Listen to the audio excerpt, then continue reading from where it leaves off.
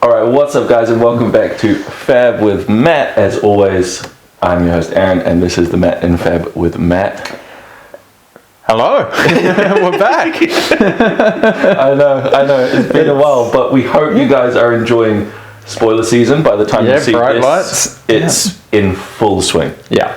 Absolutely full swing, and if there was anything we liked more than a spoiler season in this channel, well, I should say on this side of the couch, it's a mechanologist spoiler season. True. Definitely a big fan of mechanologist, and so this set very much seems like my set. So I'm pretty excited about it, yeah. Yeah, I mean, I think, you're kind of been known for playing Dash. You played Dash this season at Nationals even. Yeah, I did. That's probably the reason why you didn't win. Oh, come on.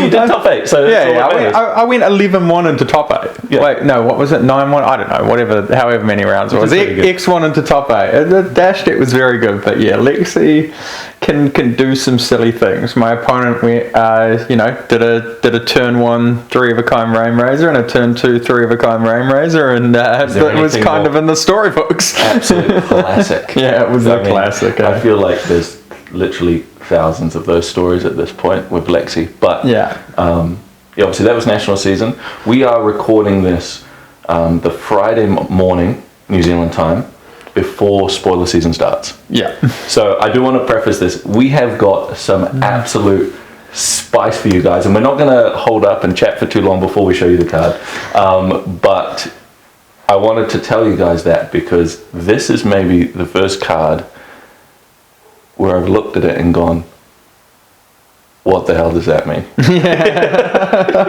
Everything else every other spoiler card we've had, you've been able to sort of dissect and like look at in context of cards we already know, and this feels like it's very specific to some stuff coming in this set. It feels like it's missing a piece or two, yeah, for sure. I feel like there's going to be some other things in the set spoiled that work with this card a bit more, but already just on the surface, like, it's good. Like, I would play it right now. And in the Dash deck I played for Nationals, I would play this card. Yeah. Well, we do know 3 of the young heroes at least, and we'll get into that, and this card's definitely good with at least one of them. But without further ado, I'll obviously put the spoiler up on the screen, so for you guys watching you can read it yourself, but for those just listening I'll read it out anyway. So our spoiler is Adaptive Plating, a legendary mechanologist equipment that has modular. So brand new keyword, and it says this may be equipped to any equipment zone, and it has the subtype of that zone it's equipped to. Then action 0. So you can start it in the arms slot, and then it's an arms, or you can start it in the head slot, and then it's a head. Yes. Yeah. And then you can potentially move it because its next ability is action 0. Equip this to another equipment zone. Full stop. No go again. No nothing. You can, as an action, shift it around. And then another keyword, galvanize. So when this defends, you may destroy an item you control. If you do, it gains +2 block defense until the end of turn. So it can be a block 3. A block 3. And blade break. Obviously a keyword we've seen plenty of times before. You block and it dies. Yes. So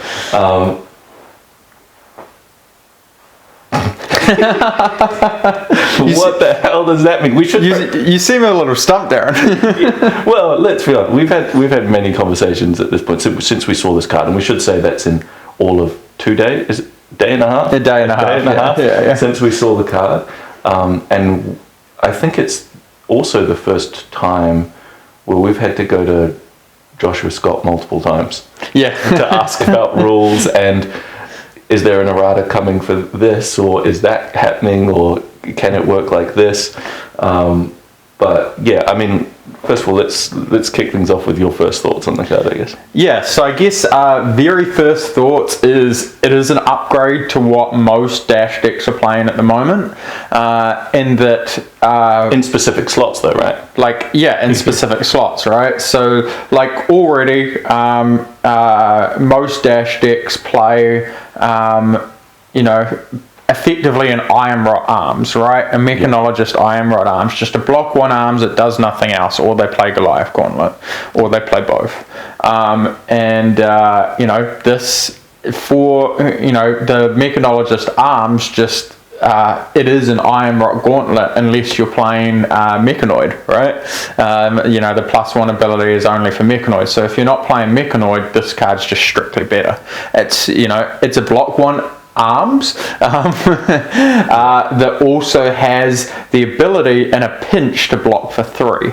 And I think which is actually kind of huge. A 3 block equipment in a pinch is awesome. Definitely not understate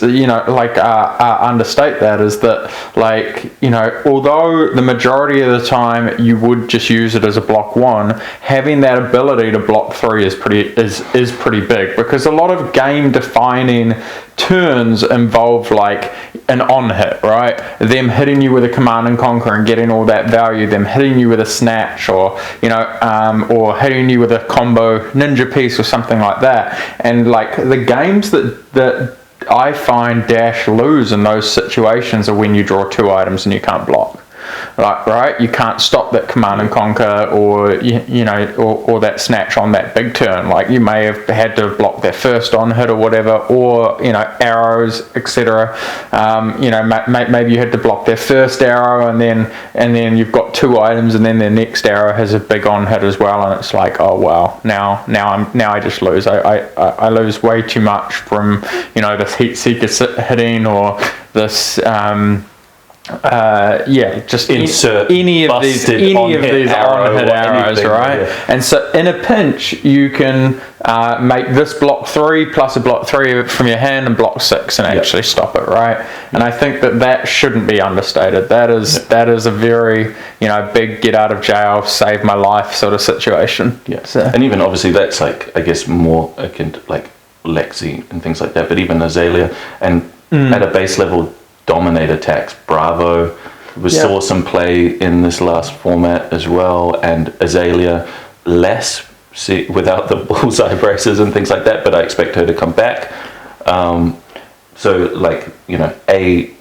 block 3 that's not in your hand and sits and starts in play is just good. Yeah, well, just imagine that having to sacrifice an item seems like a big cost, but having to sacrifice an item to prevent a crippling crush from hitting you, it's probably going to be worth it a lot of the time. I mean, usually, definitely. Well, I guess it depends what you're playing as the next turn and what your hand consists of. Yeah, if you're that control dash versus Bravo and you've got induction chambers and purifiers, you're probably not going to want to sacrifice one of those unless the crippling crush is likely killing you, or but if you have a Teklo core in play, if you have a pounder in play, if you have countless other things, then yeah. And to be honest, sometimes you will just sacrifice an induction chamber to it.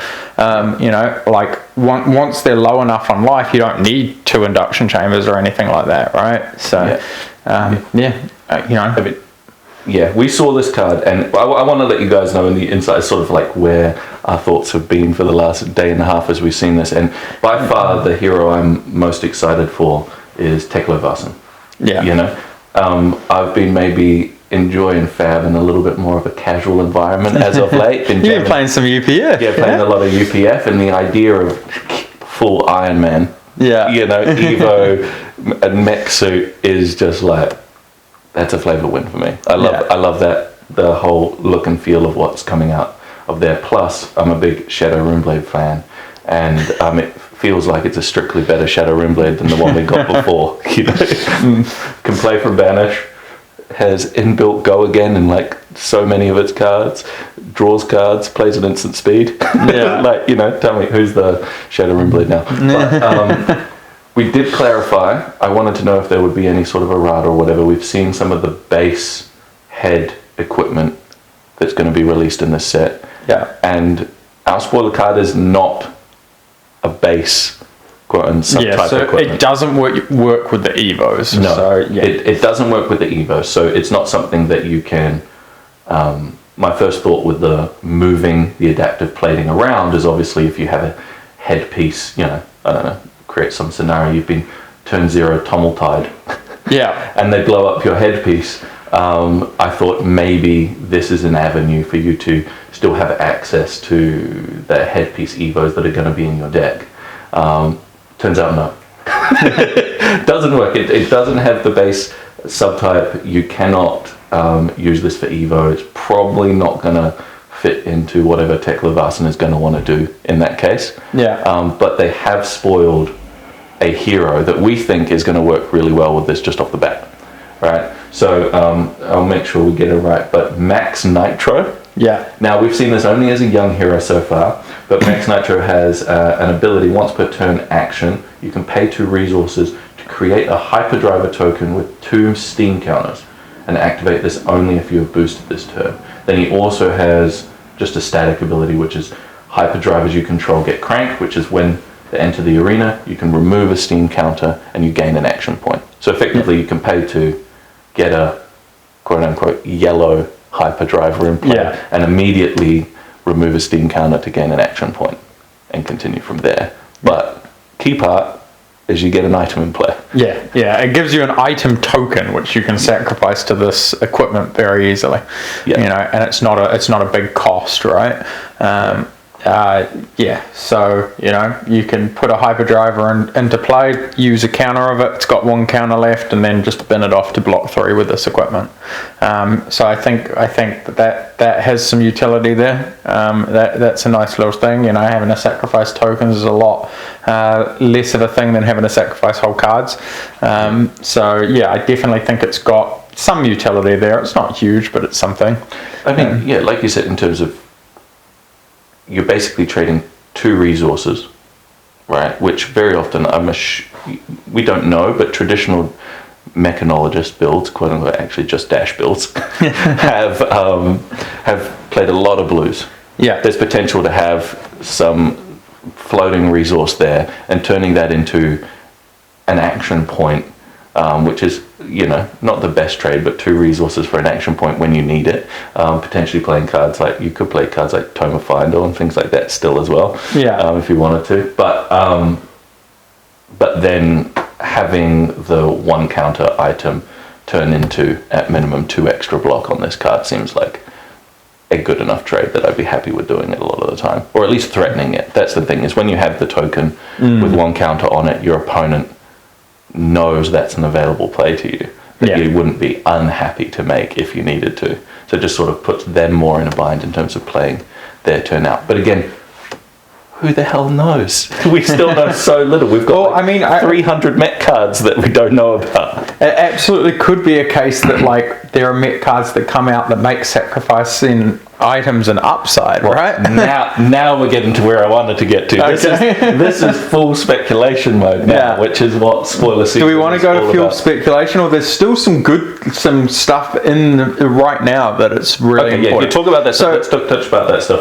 Mechanoid, right? So I think there's a very good chance, especially with this hero, that Mechanoid's going to see some play, right? When you have the ability to make hyperdrivers, right? And at the moment, there is no good. When he says Mechanoid, he means the construct Nitro Mechanoid. Yes. So the other mech suit. The original mech suit. The original mech suit. Now, it hasn't seen much play because it's been kind of hard to get out a bunch of hyperdrivers, and you have to play, you know, some less good. Well, mainly you just have to play the headpiece, right?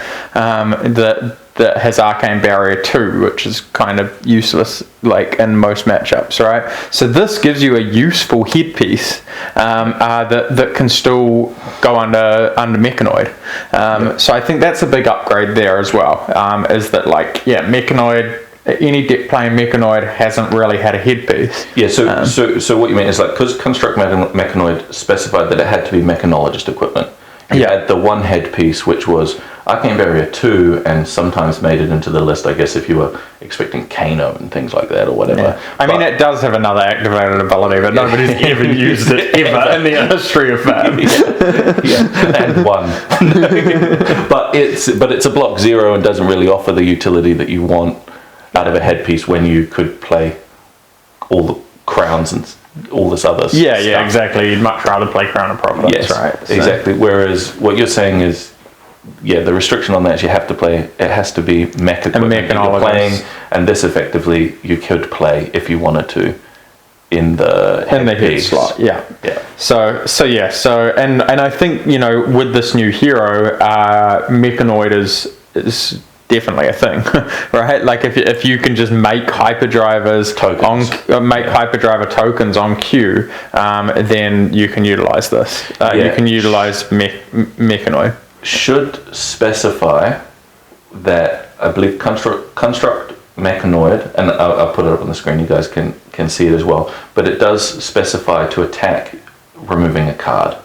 Yeah. Right. So I believe if you're putting the 3 hyperdriver tokens, you do get less attacks, but if that means actually making it and having any ability to use it, then I still think it's going to be pretty good. Surely that card's got to see some play now. They didn't put that in just for no reason. No, it's right? So. And also in that set, right, was a whole bunch of other stuff that was talking about hyperdrivers and everything like that. And I expect a lot of the mech stuff that was in Dynasty to suddenly become more relevant. Given the set, whereas before it saw no play. Absolutely no play. And I guess, the other thing, and this isn't really any application yet, but we don't know how things are going to change. Amongst all of the scrids of questions that we had to ask the policy manager, Josh Scott, he gave us a fun little tidbit to add in here as well. And that's that they actually had to make a rules change because of this card, or that they're about to release. So the gist of it is that now technically when you sit down, you decide who goes first. The turn player equips their equipment first, and then the next player after that equips theirs. And so that's kind of interesting in that, Wait, was this one at a time? No. Okay. No. So the turn player equips their equipment, right? And then the second player after that equips theirs. So if you're going second, and let's say in future you had 2 modular equipments, so 2 things that can equip any zone, you get to see their setup before deciding exactly where you're going to put your ones, right? Yeah. So if if you've got a choice between putting this in the head slot or arm slot or leg slot or anything like that, and you're going second, you actually get to see how they've set theirs up, so to give you a good idea of how you want to set yours up. And so they had to make that rules change because of this modular card, because if there is ever a second modular card, then so I don't think it's relevant for anything yet, but it could definitely be relevant in the future, and it could add that fun little game of if he's set up this way, he must be on this strategy, so then I want to go on this slot. This is one of those rules where it obviously has implications to our spoiler card, but I actually think the implications of that rule change go way beyond that as well. You know what I mean? Just our spoiler card, that's almost a whole other discussion. The gamesmanship in being able to see what equipment your opponent is playing and adjust accordingly is kind of huge. As opposed to locking into a plan beforehand in the dark, only seeing the hero. It's not relevant at the moment because you actually you can't change your equipment. You can just change where you put them. True. But I'm assuming that this card the fact that it has action move it means that different slots are going to be more important. It is going to be important where you put things, and there are going to be potentially other modular cards that mean you can put things in different spots. So go speculate on that. Oh gosh, this is like a freaking brain twister. It's hey, this is Mechanologist, baby. Welcome to it. Flesh and blood. Welcome. For people that haven't played Mechanologist before, this is what you're getting yourself into if you want to get into it. This is what Mechanologist is all about. And on that note, I do think that there will be reasons to move this, and there will be things that potentially equip throughout the game, equip things back into your equipment spot and rebuild and stuff. It's mechanologist, right? So like, you break it down and bust a suit, and in the middle of the game, like, maybe she'll find a way, or he'll find a way to kind of rebuild up that suit and get other equipments and move things around so that, like, there'll be certain things that care about your arm slot and certain things that care about you having a chest slot or whatever, and if that equipment's gone, you can move this in and then get that. Well, and this is okay. We're going to move into a bit of speculation, right? But is that not what we're this whole video is speculation. But so obviously there has been the new Dash that was spoiled as a young hero. Yeah. Again, so Dash database, young hero, 18 intellect, and reads, you may look at the top card of your deck at any time, so you always get the little peek, and once per turn you may play a mechanologist item with cost 0 or 1 from the top of your deck as though it were an instant. It costs an additional 1 to play. So, like, the implications with this and our card, obviously the speculation, we're on the speculation train, but this allows you to play the items on your opponent's turn. Yeah. Right, which means if we get an item that has no effect when it's in play or when played, but instead when it's destroyed, then you're able to, on your opponent's turn, sneak an item into play and then flash it and blow it up and gotcha. Yeah, the adaptive play. Exactly that. Yeah. Flash it in, blow it up, gotcha. Yeah, I will say I do think that there's a good chance that some items in the set will have, the advantage, an advantage gain when you sacrifice them, right? So yeah. And that speculation on other cards, we're getting an entire mechanologist set. Yeah. Where can they take the design? Like, for me, I think that's not predictable in a bad way, but a predictable good way, because I'd like to see it anyway. Way to take mechanologist items and introduce new things when they're trying to give us 300 mechanologist cards. It's not just going to be 300 copies of Zipper Hit. You know what I mean? They're gonna introduce some other things, and I'm sure they've got some spicy inclusions for us. So, I think if we saw an item like that, especially in combination with Dash and even some of the other heroes, that would take this equipment, the adaptive plating, to a whole nother level. If it has that interaction, the whole reckless swing kind of vibe. If there was an item when it was destroyed, deal 2 damage, and you were able to even just have that in play with this equipment, right? Really, really strong. Yeah, I think. Anyway, we've speculated about this mechanologist and everything, but hey, it is really cool. I can't wait to see the set. I'm really looking forward to an entire mechanologist set and pre-release, the new way to play sealed, the draft of it. Limited format. I'm really excited to see what happens, because obviously previously we've seen limited sets where one of the big parts of drafting Fab is trying to figure out what class you're in. In this set, you already know what class you're in. That makes it a lot easier, doesn't it? You're playing mechanologist, so how they've built it to really introduce important decisions within that draft format. Yeah. Rather than, I can just draft 30 cards and they all will work together. You know what I mean? The intricacies within that I'm really interested to see. But we did want to say a huge thank you to LSS, obviously, for giving us a spoiler. It is a privilege. We do really enjoy making these videos, sitting down. We both love Flesh and Blood and are really excited about the game, and it's really cool to be able to be involved. So thank you, Alex, LSS, and the whole team that are involved on the distribution of these spoilers. Yeah, definitely feel privileged. Thank you for that. But as has become customary between us and these spoiler videos, all right. We are going to roll off. No, we definitely are not rolling off. After that last time, where a freaking the brute gods rained down on me with one, so I'm over it. I think I got a 6 on that one as well. I think we tied. Nice. It was in perfect brute fashion. I think we tied the dice roll, re-roll. You did a re-roll, and then I hit the 1. And I took home the cold foil equipment. Yes, yes, but obviously, there's 2 of us, 1 cold foil.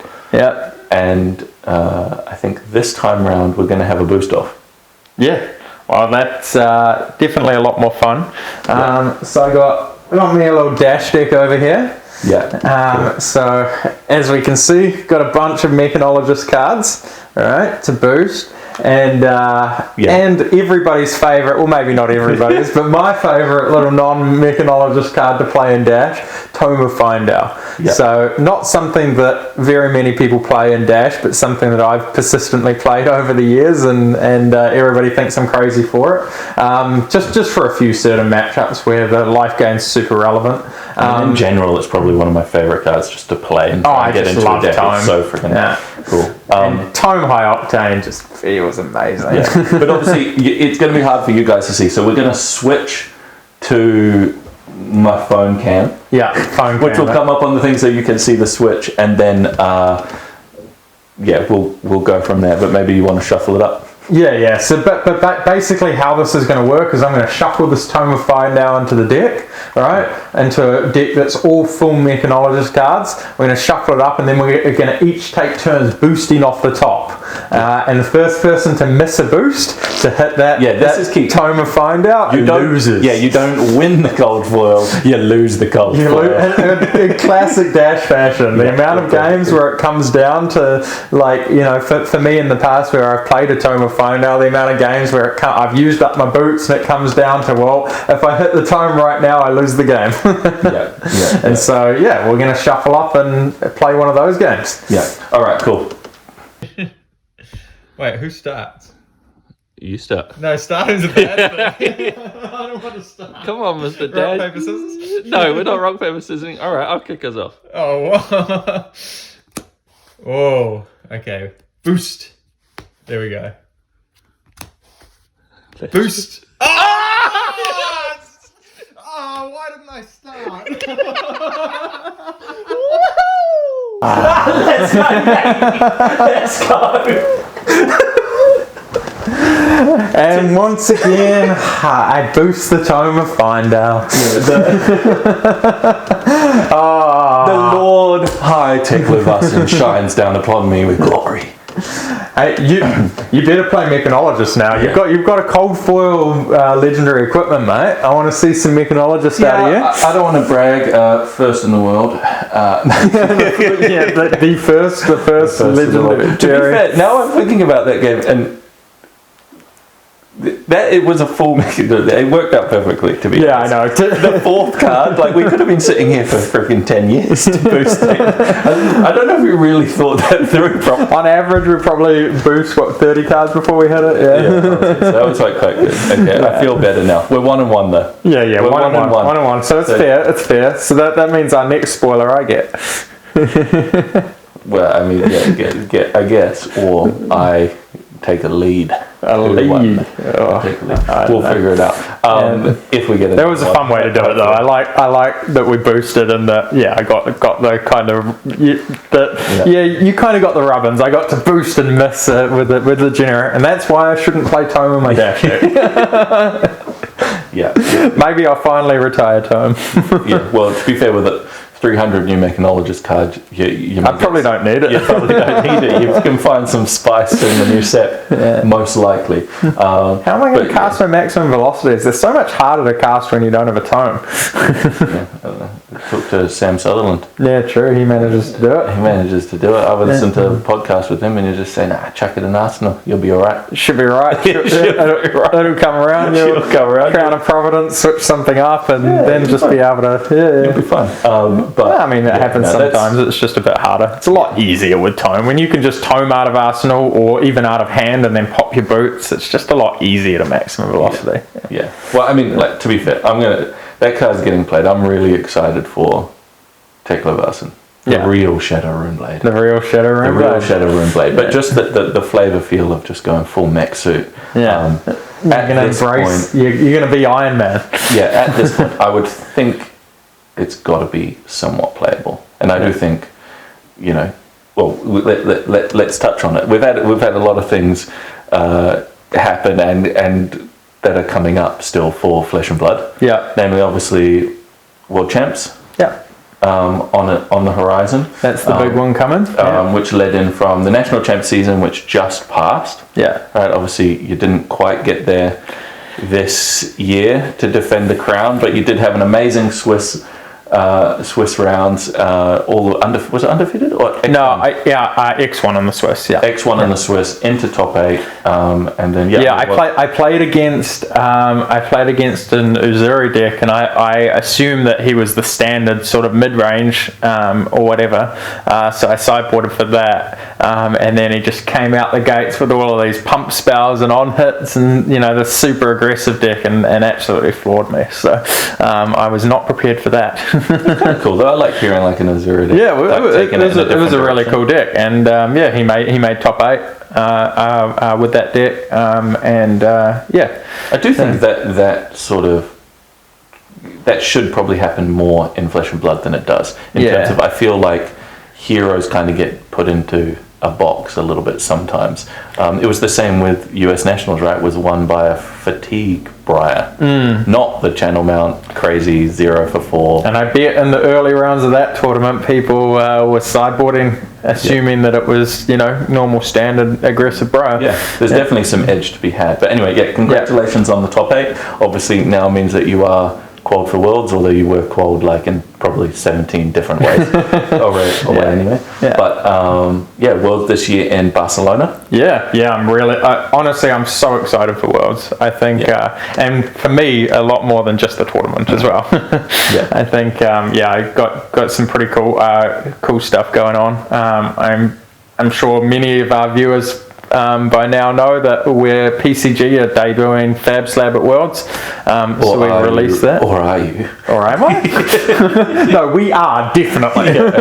You've heard it, it's a definite. That's a firm. Fab Slab is coming for Worlds. Fab Slab is coming for Worlds. And that whole event for me is just going to be amazing. Like, what I'm really excited about for Worlds in general is PCG has the booth there. We're going to be doing Fab Slab there. But I'm also using it as like a PCG World Conference for PCG as well. So I'm flying staff from all 5 PCG offices around the world to Barcelona.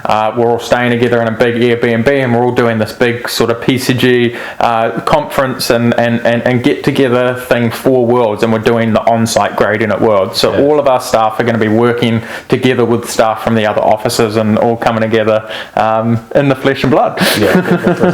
Honestly, I love to bring out the Fab Slab. It feels like the Fab Slab is like gone into like myth and legend. It's been talked about for feels like almost 2 years now. Okay, not 2 years. Yeah, okay, maybe a year. Yeah. Obviously in anticipation because people are excited.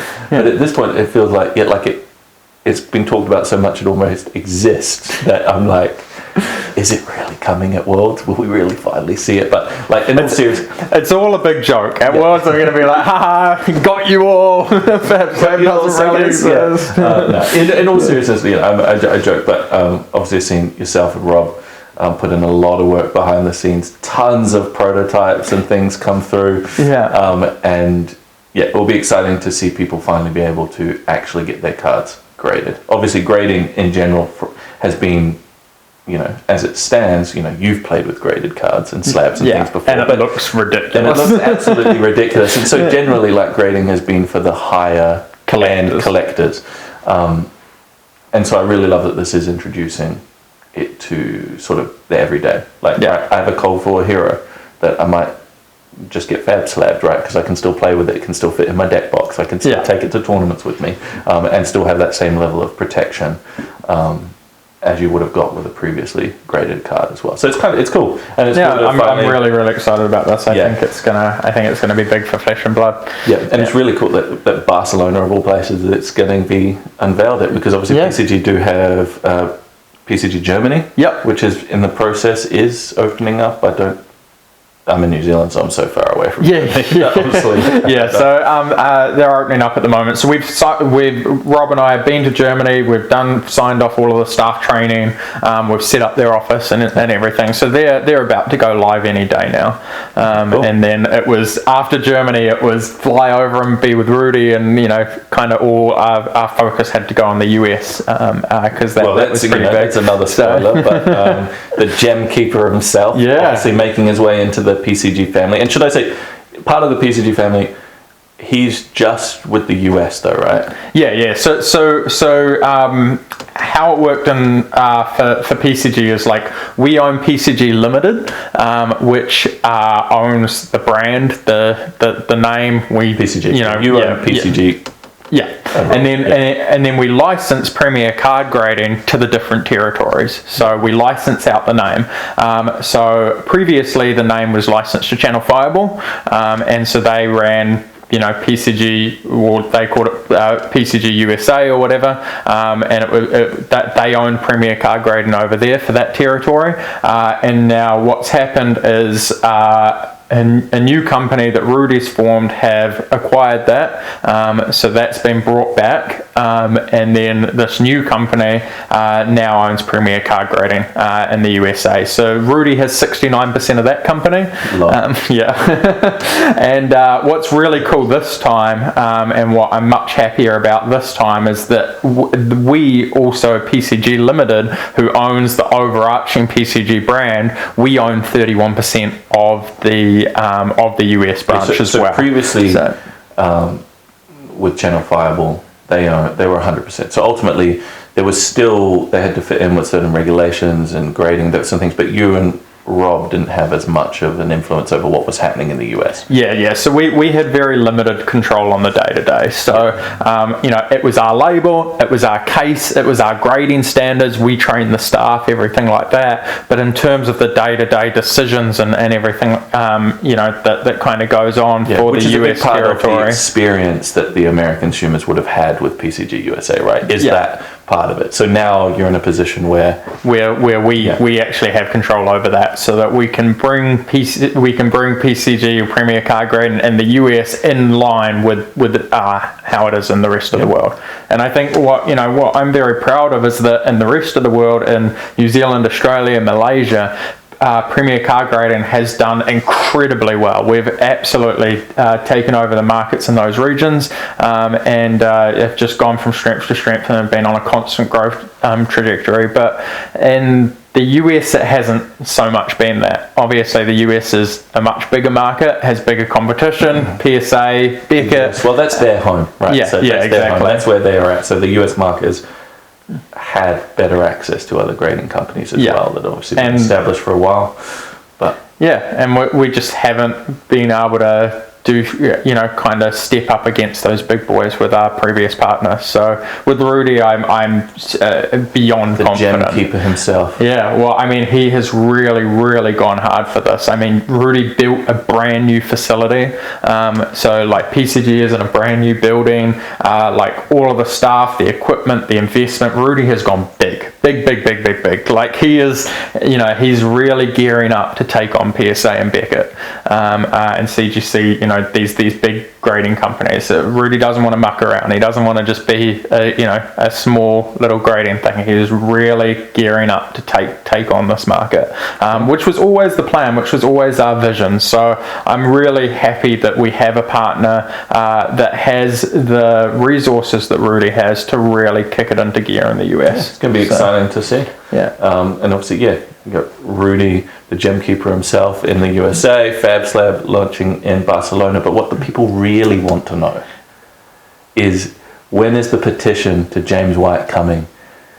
Because Rudy has a card in Flesh and Blood. He's on a card, right? Yeah. And there is a pretty key detail on his card that says PSA only. Yeah. What the hell's up with that? I know. Not happy about it.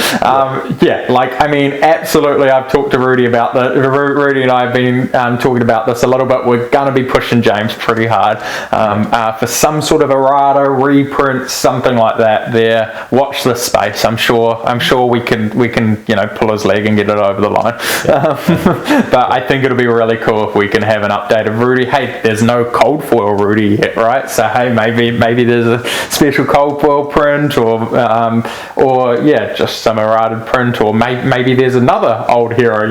Maybe it's like how heroes in the lore. They're young and then they're old and they go through different phases or whatever. There was the phase where Rudy was collecting PSA 10s and stuff back in the day, and then, maybe he just becomes a demi hero. Maybe he becomes Rudy Pristine 10. Oh, who knows? We'll figure it out. But obviously, a lot to look forward to. And obviously, Worlds is in Barcelona. Awesome location for the event. Yeah. You are going to be in attendance. And if you guys haven't checked out the Sunflower Samurai socials on Twitter, or I guess it's X. They're doing a lot. Yeah. Obviously, they're doing an amazing job putting out a ton of information on Barcelona and Spain in general and surrounding areas, so really help people make an awesome trip of it. And there's a lot of effort that's gone in there, so go check out their stuff, because if you're going to Barcelona, definitely check out what they've put out there. It's making me jealous. You're wanting to go to Barcelona? I was wanting to go to Barcelona. Unfortunately, I won't even be able to make it. Well, it's up in the air. Melbourne's up in the air. Yeah, we're calling Melbourne. Yeah, obviously we've got we talked about it on one of our previous videos.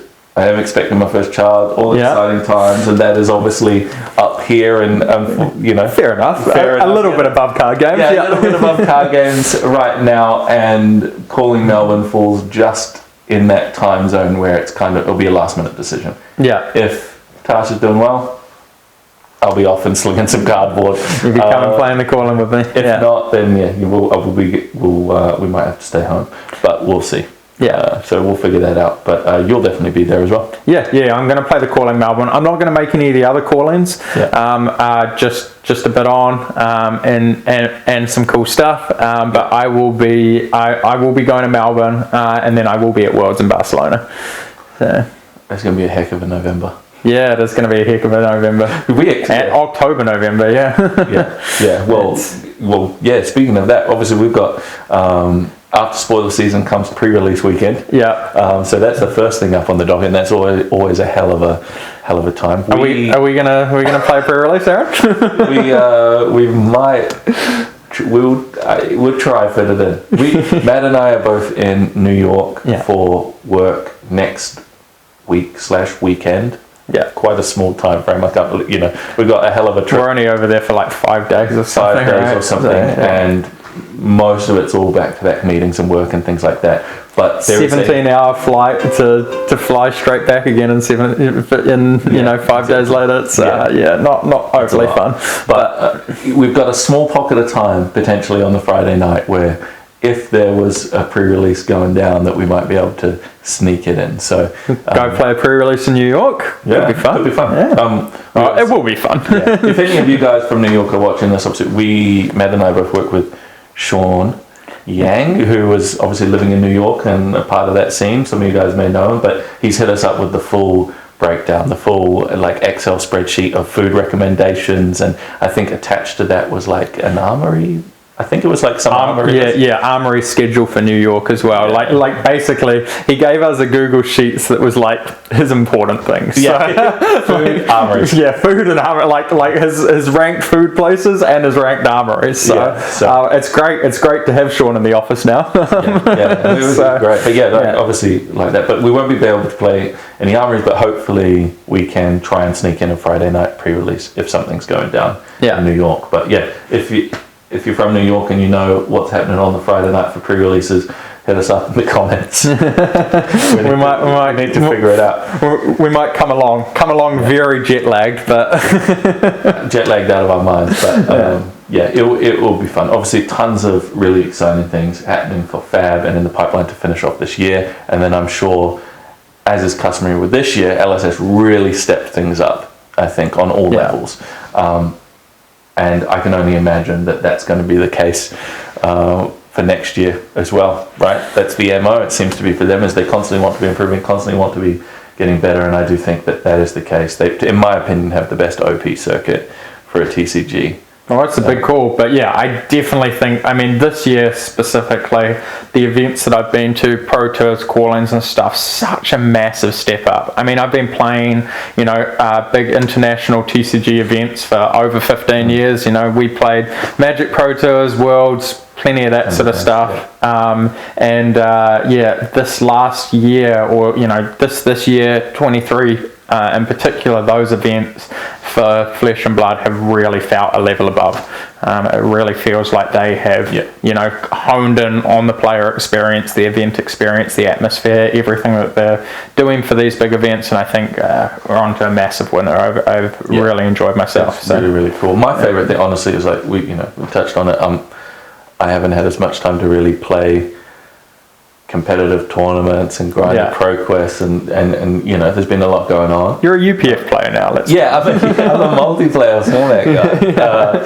But like the fact that it felt like there was a time where even that format wasn't as enjoyable, and as the card pools expanded, as more heroes have been introduced, and I do feel like Fab design in general has opened up a little bit more to include that space. It's been a heck of a lot of fun. Our locals have really, you know, popped off with UPF lately. So and that's not going to satisfy the cardboard fiend in me forever. You know, I am looking forward to draft and a little bit of competitive play again as well. But the fact that it does feel like in 2023, like LSS have started to sort of encompass all of that as a TCG experience. Oh, it's exciting. It's exciting. Cool. So, I mean, there's going to be more multiplayer stuff in the future as well. It's the future, mate. It's already here. I'm going to be mech suiting up at a UPF table near you. It's going to be so good. But but obviously we can speculate even more on the future and all this sort of thing. But I guess all it is, we just want to say thank you again to LSS for including us in the spoiler season. It's always a lot of fun to make these videos. So tons of fun, and obviously, we're really excited for what's to come. So, and well done to you for not bursting at home and finding. That's got to be a sign. I'm a mech player now. Yes, he's in. But obviously, you may see both of us at Melbourne. You may see both of us at a pre-release in New York next weekend. But you'll definitely see Matt and the PCG team at Worlds. In Barcelona. Go get some heroes and equipment Fab slabs, you know? Get it going on. That's my getting that advertising they from are pretty sick, I will admit. I like to give Matt some hassle, but the Fab slab does look really, really sick, and it's going to be cool. So, but until then... And you're not even from PCG. I'm not involved, you know?